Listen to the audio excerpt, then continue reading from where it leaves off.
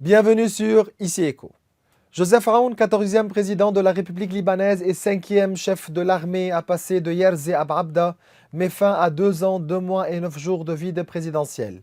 La session électorale précédée de manœuvres et de paris a débuté par un premier tour où Aoun n'a pas obtenu les 86 votes nécessaires. Selon le scénario des bulletins blancs, Berry a suspendu la session pendant 2 heures pour permettre à ses émissaires de se rendre à Yerzé et de conclure un accord avec le commandant. Suite à cette visite, son élection a été approuvée et ainsi fut-il. Avec 99 voix, le général Aoun a sécurisé son élection contre toute contestation constitutionnelle. Il a prononcé un discours exemplaire d'homme d'État, fixant les grandes lignes de la nouvelle ère avec des transformations nécessaires. Il s'est engagé devant le peuple libanais à restaurer l'autorité de l'État, à garantir son monopole sur le port des armes, à investir dans l'armée pour contrôler les frontières au sud et les délimiter à l'est et au nord, à lutter contre le terrorisme, à appliquer la résolution et les résolutions internationales et à empêcher les agressions israéliennes. On a également promis de ne pas interférer dans la justice, de respecter l'économie libre tout en veillant à ce que les lois régissent les banques. Dans l'espoir que le mandat du général Joseph Aoun marque la fin de la tragédie du Liban, il reste à voir si les promesses internationales d'aide et les collaborations internes permettront de relancer le pays. En parallèle, le Parlement libanais devra retrouver son sérieux et certains députés insignifiants, se cachant derrière une constitution qu'ils violent pour leurs intérêts, devront cesser de tenir son image devant les ambassadeurs du monde. Le vide est donc terminé et une nouvelle phase commence avec un président visionnaire, réformiste et saveur, déterminé à s'opposer aux corrompus et aux ennemis de la patrie.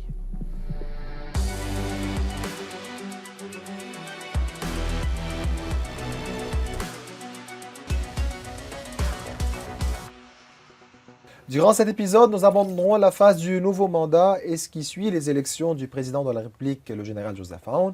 Quelles sont les priorités et les défis à venir? Quel Liban nous attend? Et par où commencer le voyage de la relance? Pour en discuter, nous sommes avec Fouad Zmekhoul, qui est doyen de la faculté de gestion et de management à l'Université Saint-Joseph, et le président du mouvement international des chefs d'entreprise libanais, Midel. Bonjour. Bonjour Maurice, alors un plaisir Toujours un de commencer plaisir de l'année vous avec toi. Je te souhaite à toi, à ta famille et à toute l'équipe de CI Beyrouth une excellente année 2025 qui commence en tout cas très bien avec beaucoup de signes positifs et beaucoup d'optimisme. Merci et voilà, nous allons commencer directement en examinant les détails du discours d'investiture prononcé par le président, le général Joseph Aoun. Donc, suite à son discours et suite aux élections, et après avoir prêté serment sur la Constitution, le président de la République, le général Joseph Aoun, a déclaré dans son discours d'investiture « Mon engagement envers les Libanais, où qu'ils se trouvent, et que le monde entier entende, et que ce jour marque le début d'une nouvelle phase dans l'histoire du Liban. Je serai le premier serviteur chargé de préserver le pacte national et l'accord de Taïf.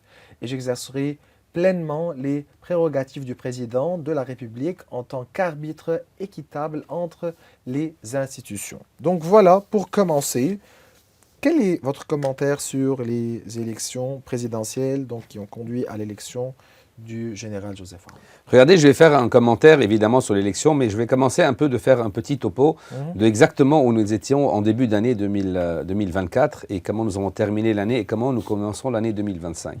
Il ne faut pas oublier, bien que notre mémoire d'habitude est souvent courte, mais il faut savoir que nous avons commencé l'année 2024 avec le spectre d'une guerre, parce qu'on avait ouvert le front du sud de Liban pour la guerre de soutien de Gaza. Donc on était en début d'année avec beaucoup de points d'interrogation. On va être attaqué, il y aura une guerre, donc gel des investissements, gel de l'État, je dirais des discussions qui étaient vraiment souvent fertiles.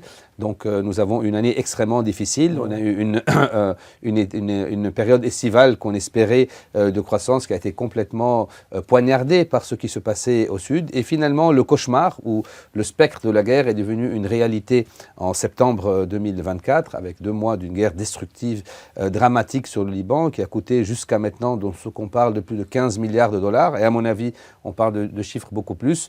Donc nous étions d'un cauchemar sur une triste réalité. Et tout d'un coup, par le coup de baguette magique, cette terre sainte tout d'un coup, on vit un rêve non seulement du début de l'année, mais un rêve depuis 35 ans. Un rêve, le premier, qui était le déploiement des forces armées sur tout le territoire libanais pour qu'elles deviennent les seuls garants de la sécurité. Et ça, c'était un rêve que nous avions en tant que Libanais depuis des années. Un rêve qui était le changement de régime syrien tout en restant sur l'axe économique, mais nous savons que c'est un régime qui a eu des répercussions extrêmement négatives sur le Liban, questions politiques, sécuritaires, économiques, sur quand même plus de 50 ans, donc si on suit un peu sur ce point, donc un rêve en quelques mois, un cessez-le-feu qui pourrait, j'espère, nous arriver sur un accord. Alors là, quand on parlait d'accord, on était automatiquement traité de traître, alors qu'aujourd'hui, quand on parle d'accord, c'est pour vivre en paix, c'est pas un accord ou autre, sans parler qu'un ennemi restera un ennemi, c'est pas la question, la destruction c'est très clair, mais aujourd'hui un accord, comme il y a eu un accord sur les lignes maritimes, ben, pourquoi pas avoir un accord sur les lignes frontalières pour vivre en paix en tant que Libanais en priorité. Et finalement, ce rêve qui devient réalité après 2 ans et 2 mois et 2 jours de vie présidentielle, un président de la République qui vient, et pas n'importe qui, un président de la République qui a maintenu une institution militaire quand même unie, peut-être une des seules institutions de l'État qui ait pu rester unifiée, très claire, indépendante, l'armée libanaise. Donc il vient à juste titre avec 99 voix, donc un accord plus ou moins général de façon constitutionnelle. C'est clair. Donc finalement, le rêve qu'on vit, c'est là, et c'était un peu dans le discours d'investigature hier du président, le général Aoun, qui disait qu'aujourd'hui on va rebâtir un État. Et là, le gros problème, c'est qu'on était dans des multitudes d'États, on était complètement démantelés, à savoir qu'on a eu un État qui a été détruit à l'interne. On va oublier l'externe, mais notre État, ça fait des années qu'on le détruit à l'interne, que ce soit les ministères, que ce soit les institutions.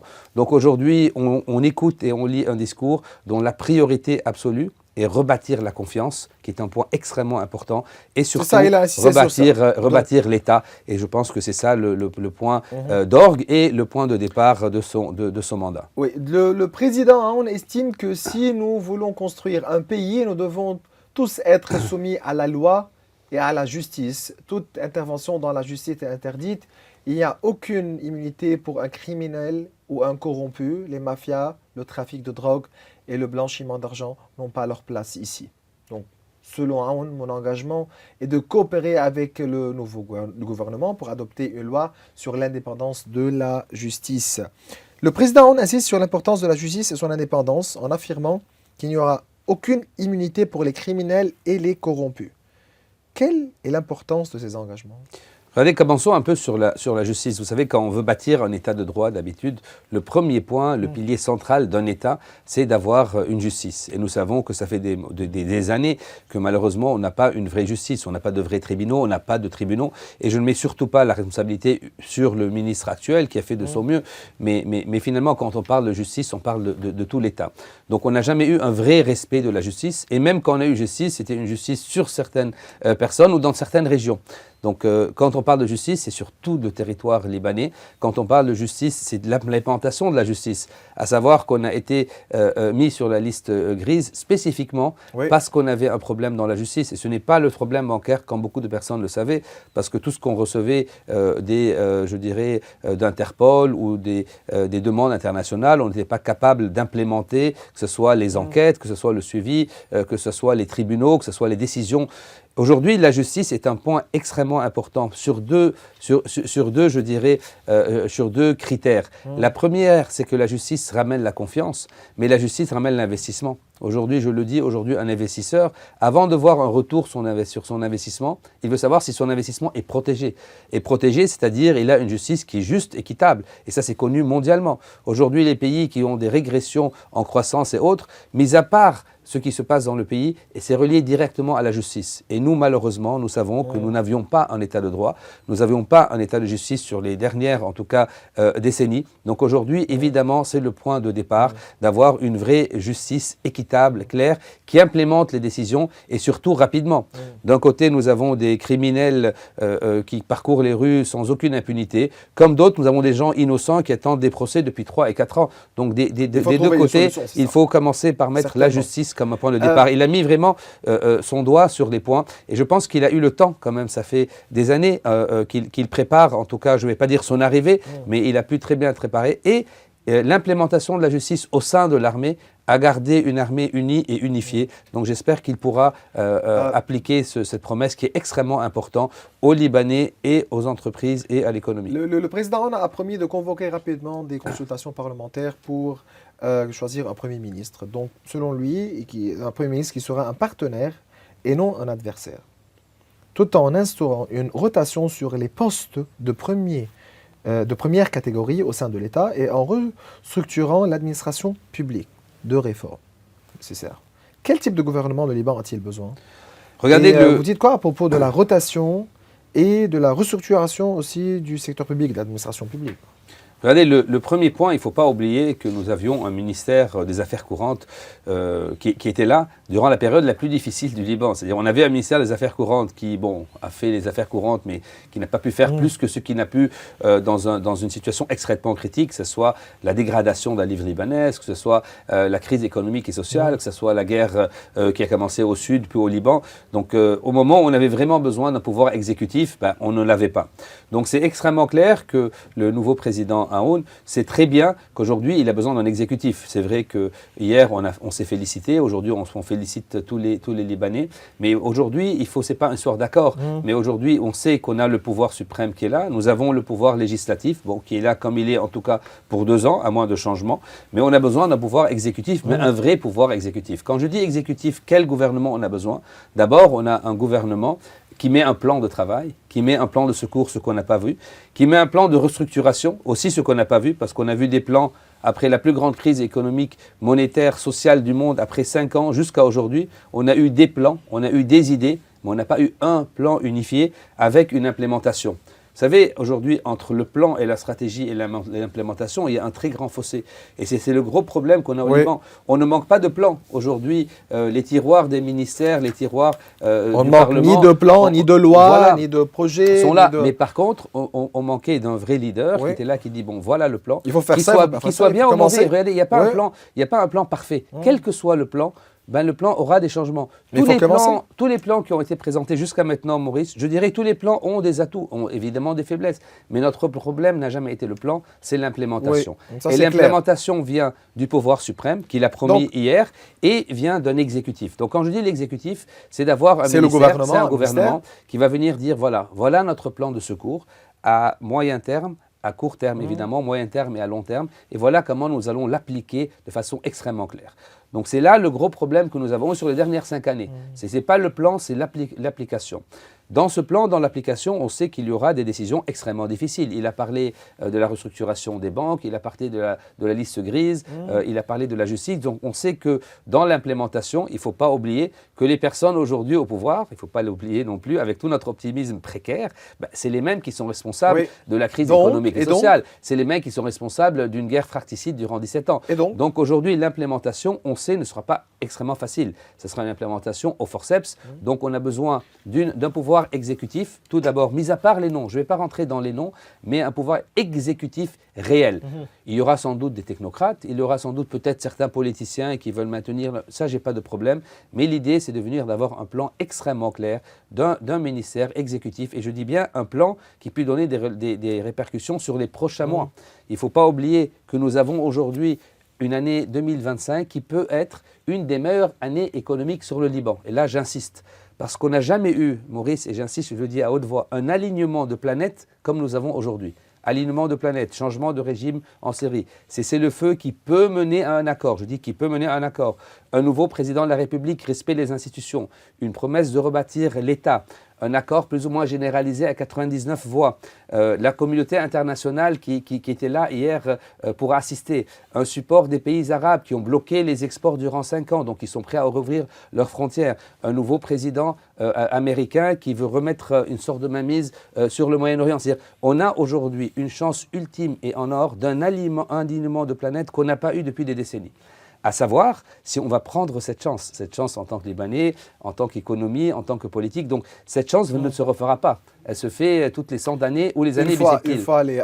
Voilà, donc il faut être sûr que c'est une chance en or, et je te redis, ça va être extrêmement rapide, parce qu'aujourd'hui, s'il va mettre ces réformes, si aujourd'hui, d'ici quelques semaines, on a un gouvernement qui commence à travailler, Maurice, très rapidement, on va avoir une croissance, parce qu'on vient d'une... Mais permettez-moi, quelles sont les priorités? Vous avez bien mentionné l'importance des réformes, du nouveau gouvernement, etc. Mais quelles sont les priorités en matière de réforme pour la période?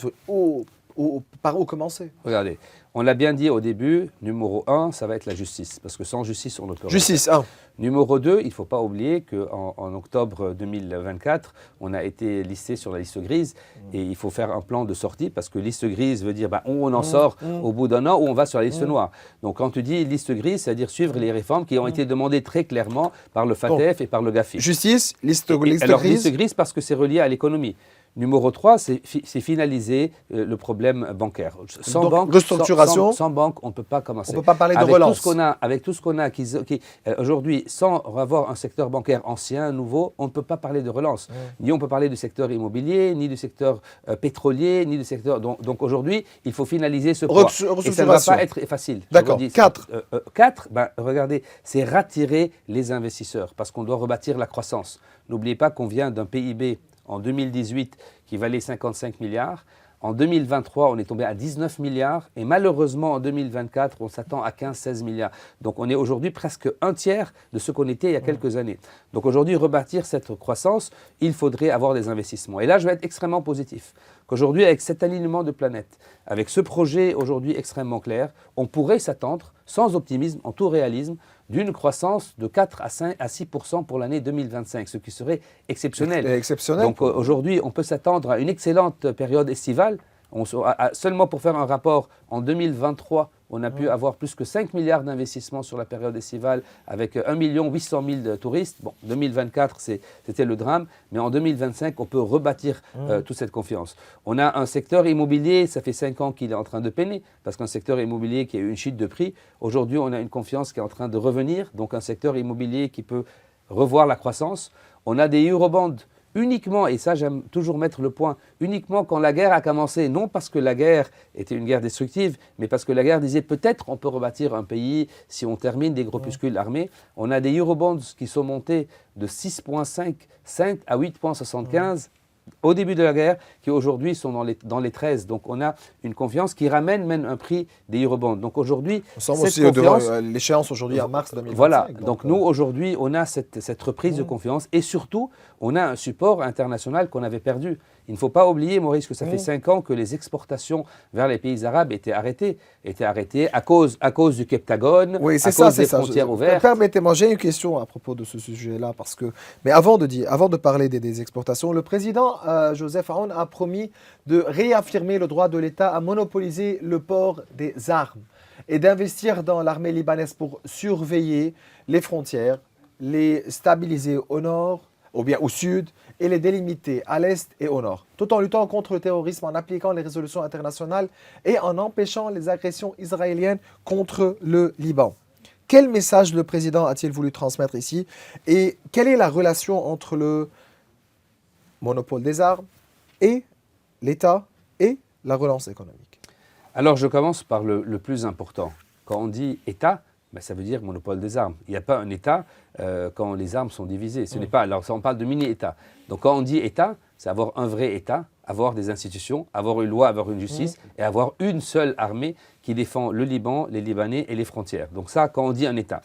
Et aujourd'hui, nous avons un président qui vient de l'institution militaire, qui a toujours eu ce discours. Donc, quelque part, peut-être en tant que président des chefs armés, ne pouvait pas avoir ce discours. Mais aujourd'hui, en tant que président de la République, il est extrêmement clair, que son discours est clair, que l'État est le seul protecteur du Liban et des frontières. Donc ça, c'est extrêmement clair. Sans ça, on n'a pas un État. Il faut dire que quand on a ce discours, on ne l'a pas contre quelqu'un, mais par contre, on l'a avec l'État. Donc ça, c'est une question extrêmement claire.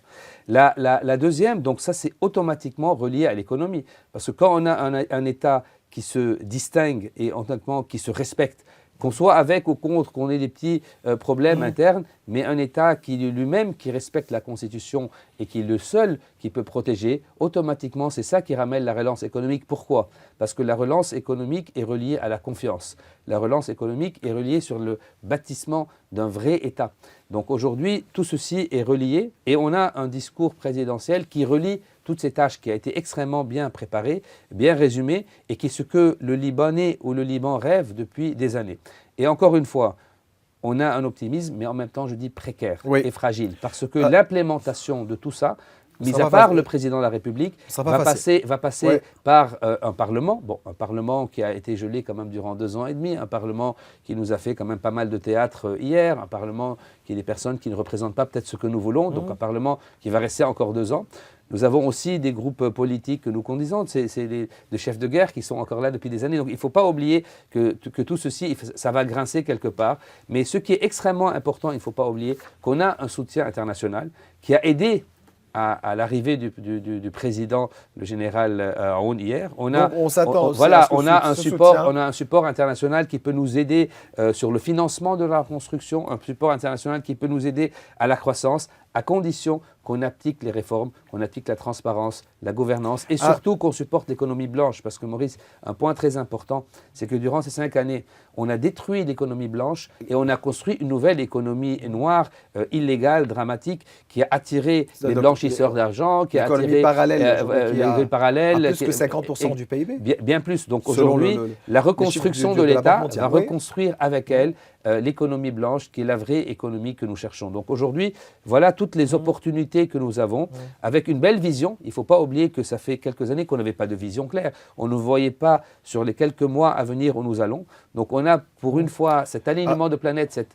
opportunité unique que nous aurons. En même temps, il ne faut pas oublier qu'à côté, il y a le spectre d'une reprise de conflit si on n'arrive pas à bien négocier sur nos frontières. Espérons pas. À l'interne, oui, mais il ne faut pas oublier, il faut toujours parler du risque pour l'éloigner au plus et non pour être négatif. Le président s'est également engagé à discuter d'une stratégie de défense complète sur les plans diplomatiques, économiques et militaires, permettant à l'État libanais de lever l'occupation israélienne et de dissuader donc ses agressions. Mais, selon le président Aoun, ce qui est important pour nous ici, il est temps de miser sur le Liban et ses relations extérieures, plutôt que de miser sur l'extérieur pour s'imposer les uns aux autres. Nous devons exporter vers les pays que les meilleurs produits et industries et attirer les touristes. Quel message le président Aoun voulait transmettre par cette phrase? 3 points quand il parle de, je ne vais pas dire de négociation, mais de maintenir la liberté et surtout nos terrains du Sud occupés. Aujourd'hui, on a une application extrêmement claire où tout le monde est d'accord. C'est l'application de la résolution 1701. On a une application qui est claire. Et dès le début, on disait qu'il n'y aura pas une 1702 ni une 1701 prime. On a la 1701 qui est extrêmement claire des deux côtés. Donc je pense qu'aujourd'hui, dans son message, il disait l'application extrêmement claire et méticuleuse de la résolution 1701 qu'on a manqué d'implémenter depuis 2006. Et des deux côtés, je dis bien du côté libanais et autres. Donc aujourd'hui, on a une résolution et une résolution à travers les pays des Nations Unies. On ne parle pas de négociation directe, on ne parle pas de paix directe, mais par contre, on parle d'une paix et d'un accord à travers les Nations Unies, dont la priorité est de maintenir... Mais nous devons exporter vers les pays que les produits, les meilleurs... Voilà. Alors, on arrive sur l'exportation. Oui. L'exportation, il faut dire que d'abord, on a eu un blocus, malheureusement, un blocus sur les produits libanais, sur les pays arabes. Et le gros problème, ce n'était pas le produit. C'était le Captagon. Mais c'était exactement le blanchiment et le Captagon et la drogue, qui aujourd'hui, j'espère, après la fermeture des frontières et le changement de régime et autres, et de ce qu'on voit, je ne dis rien de caché, je dis ce que je vois, comme tout le monde le voit, on espère que ceci va être réduit d'un grand pourcentage. Ça ne pourra jamais être extradiqué complètement, mais ça va être réduit d'un grand pourcentage. De deux, aujourd'hui, quand on a un État qui lui-même va surveiller les frontières, le port, l'aéroport, ça ne veut pas dire qu'on va complètement bannir la contrebande, mais on va la réduire de 80 à 90%, à savoir que c'était exactement le contraire. Aujourd'hui, les dernières 5 années, on n'a fait qu'attirer les blanchisseurs et les contrebandiers et on a détruit ce qui restait de l'économie blanche.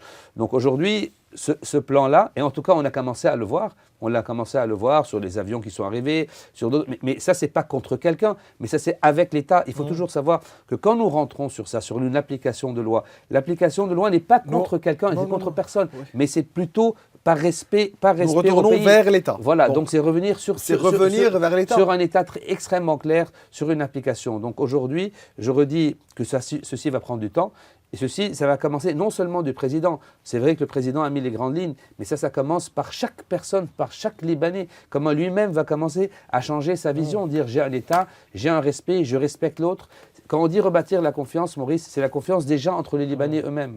C'est rebâtir la confiance entre le Libanais et son État, et c'est rebâtir la confiance entre l'État et je dirais les donneurs et les pays internationaux qui sont là, qui ont donné leur main hier, qui ont donné leur confiance. Et aujourd'hui, on doit mettre tout ça, je dirais, sur l'application des réformes demandées. Quel Liban nous attend en 2025 ? Mais regarde, j'ai commencé par dire que je suis extrêmement positif et optimiste. Mais avec un grand mais. Je dis un mais, je veux dire pourquoi. Vous savez, nous sommes économistes, nous travaillons sur les chiffres. À cette période de l'année, on aime beaucoup les astrologues, on suit ce qui est très bien et je respecte et c'est amusant. Mais en tant qu'économiste, on base nos stratégies sur des plans, sur des chiffres, etc. Et j'ai bien dit, comme j'ai commencé, que l'alignement de planètes que le Liban fait face aujourd'hui, et je suis en train de nommer, sur un cessez-le-feu, sur un président de la République, sur une application et la rebâtir d'un État, sur un accord plus ou moins diplomatique, interne, externe, sur aujourd'hui des changements américains. Cet alignement de planète qu'on a, on n'en aura pas un autre. Donc je dirais qu'on a une dernière chance de rebâtir le vrai Liban qu'on veut, qui est basé sur les bases qu'on a connues, qui est l'économie blanche, qui est la croissance, qui est l'investissement, et on a tout pour le faire. Et honnêtement, je pense qu'on est prêt à le faire. Il ne faut pas oublier que les risques sont là. Les risques, on n'a pas terminé, on est toujours sur un cessez-le-feu. Cessez-le-feu tout seul ne suffit pas. Cessez-le-feu doit arriver sur une application de la 1701.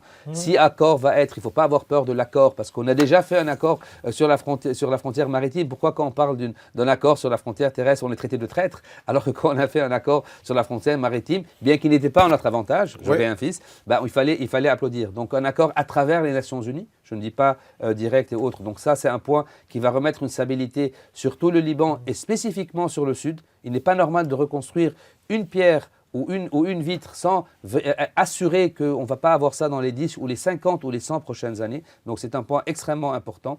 De deux, rebâtir un État extrêmement clair et fort, un État qui lui-même est responsable de ses points, et avoir les meilleures relations, et on n'en a pas parlé, avec la Syrie, parce qu'on sait qu'on a eu des répercussions directes. On veut une Syrie indépendante, on veut une Syrie de croissance, on veut les meilleures relations diplomatiques et économiques sur une économie blanche, à savoir qu'on avait une économie noire qu'on ne voyait pas et qui ne servait aucun des deux pays.